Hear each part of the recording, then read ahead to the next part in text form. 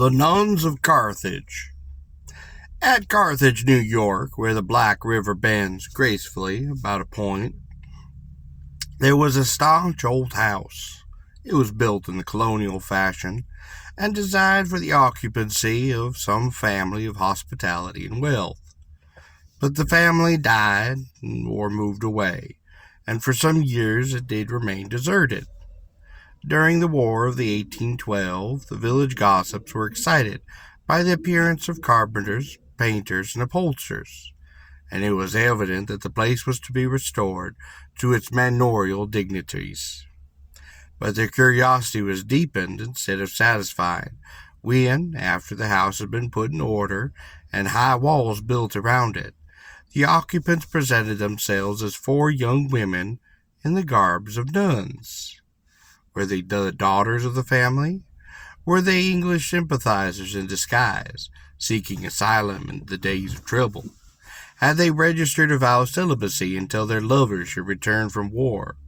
Were they on a secret and diplomatic errand? None knew, at least in Carthage. The nuns lived in great privacy, but in a luxury before unequaled in that part of the country. They kept a gardener.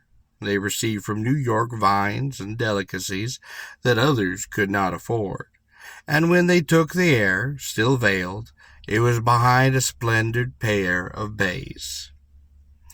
One afternoon, just after the close of the war, a couple of young American officers went to the Covenant, and, contrary to all precedent, they were admitted.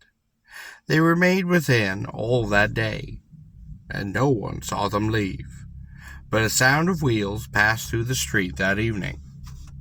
Next day, there were no signs at all of life about that place, nor the day following, nor the next.